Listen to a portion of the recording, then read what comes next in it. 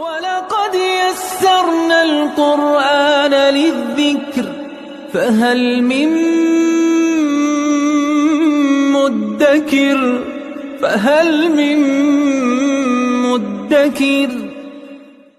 اعوذ باللہ من الشیطان الرجیم بسم اللہ الرحمن الرحیم الحمد للہ رب العالمین وصلی اللہ علی سیدنا و نبینا ابی القاسم المصطفى محمد وعلى آلہ الطیبین الطاہرین المعصومین اما بعد اعوذ باللہ من الشیطان الرجیم ستجدون آخرین یریدون ان یأمنوکم ویأمنوا قومهم كلما ردوا إلى الفتنة أركسوا فيها فإن لم يعتزلوكم ويلقوا إليكم السلم ويكفوا أيديهم فخذوهم واقتلوهم حيث ثقفتموهم وأولئكم جعلنا لكم عليهم سلطانا مبينا صدق الله العلي العظيم۔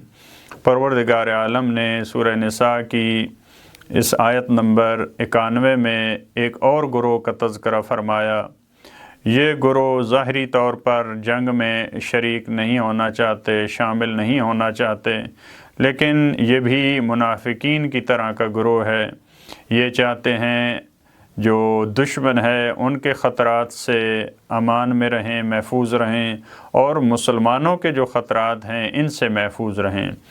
دونوں طرف کا فائدہ لینا چاہتے ہیں لیکن کسی طرف سے نقصان اس میں شامل اور شریک نہیں ہونا چاہتے۔ پروردگار عالم نے رسول خدا کو وحی الہی کے ذریعے متوجہ کیا کہ یہ گروہ، یہ خطرناک گروہ ہیں، جب اس کو موقع ملے گا یہ آپ کے خلاف قدم اٹھائیں گے۔ لہٰذا یہ تاریخ میں یہ جو ان آیات میں بیان ہوا یہ سب گروہ موجود تھے۔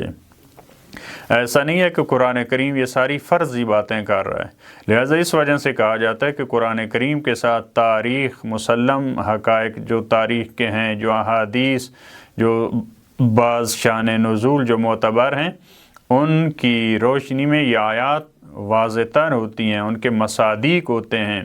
آج کے دور میں بھی ان کا پیغام ہے لیکن وہاں مصادیق موجود تھے، خارج میں ایسا تھا، یہ گروہ موجود تھے۔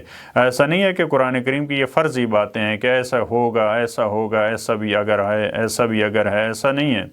یہ سارے گروہ موجود تھے، ایسے قبائل موجود تھے، ایسے افراد موجود تھے۔ لہذا فرمایا ستجدون آخرین، آپ عنقریب ایک اور گروہ پائیں گے، ایک اور گروہ سے آپ کا سامنا ہوگا۔ یریدون ان یأمنوکم، یہ ان کا ارادہ یہ ہوگا کہ یہ آپ سے امن میں رہیں، یہ محفوظ رہیں آپ سے۔ وَيَأْمَنُوا قَوْمَهُمْ، اور اپنی قوم سے جو ان کے منافق ہیں، جو کافر ہیں، جو مشرک ہیں، ان سے بھی ان کا ارادہ یہ ہے کہ ان سے امن و امان میں رہیں۔ دونوں طرف سے یہ کسی کے ساتھ نہیں لڑنا چاہتے، دونوں طرف سے فائدہ لینے والا گروہ ہے۔ کُلَّمَا رُدُّوا إِلَى الْفِتْنَةِ أُرْكِسُوا فِيهَا، لیکن یہ ان افراد کی طرح نہیں ہے جو پہلے گزرا کہ وہ جنگ سے کنارہ گیری کرنے والے افراد ہیں، وہ نہیں لڑنا چاہتے، یہ وہ گروہ نہیں ہے۔ ان کے بارے میں فرمایا جب بھی ان کو فتنہ انگیزی کا موقع ملے، کُلَّمَا رُدُّوا إِلَى الْفِتْنَةِ أُرْكِسُوا فِيهَا، تو یہ منافق، یہ لوگ جو حقیقی ایمان والے نہیں ہیں، جو ظاہری فائدہ لینے والا گروہ ہے، اُرْكِسُوا فِيهَا، یہ اوندھے منہ اس میں چلے جائیں گے، یہ بغیر سوچے سمجھے اس میں کود پڑیں گے۔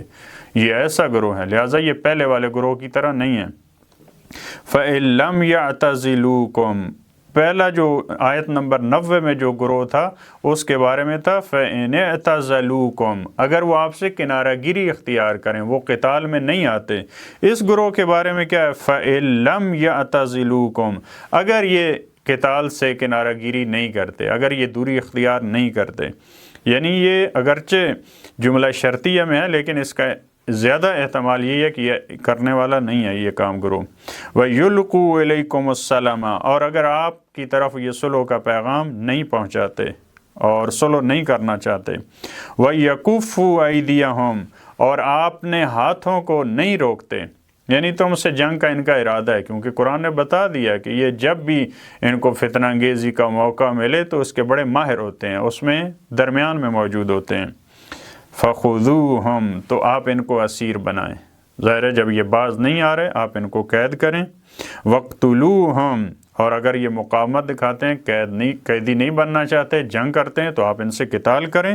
حَيْثُ ثَقِفْتُمُوهُمْ، جہاں کہیں آپ کے ہاتھ لگ جائیں، جہاں آپ ان پہ کنٹرول حاصل کر لیں۔ وَأُولَئِكُمْ جَعَلْنَا لَكُمْ عَلَيْهِمْ سُلْطَانًا مُبِينًا، تم کو پروردگار عالم نے ان افراد پہ سلطان مبین عطا کیا، تمہارے پاس بڑے ان پر مسلط ہونے کے لیے۔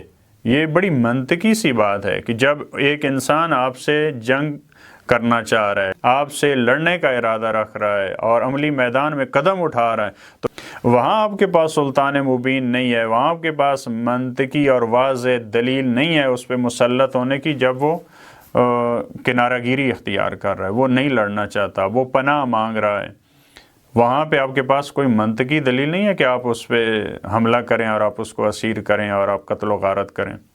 لیکن آج وہ ممالک، وہ طاقتیں جو مسلمانوں پہ حملے کر رہی ہیں اور ہزاروں افراد کو قتل کر رہی ہیں، مسلمانوں کے پاس ان پہ اٹیک کرنا اور ان سے مقابلہ کرنے کے لیے سلطان مبین ہے مسلمانوں کے پاس۔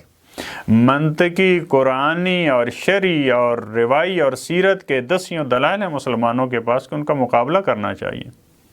لہذا پروردگار عالم سے ہم دعا مانگتے ہیں کہ خدا ہمیں سورہ نساء کی ان آیات جس میں اسلامی معاشرے کی معاشرتی میدان میں اور دشمن کے مقابلے میں جو ذمہ داریاں بیان کی گئی ہیں، پروردگار اس پہ عمل کرنے کی توفیق عطا فرمائے۔ اللہم صلی علی محمد و آل محمد۔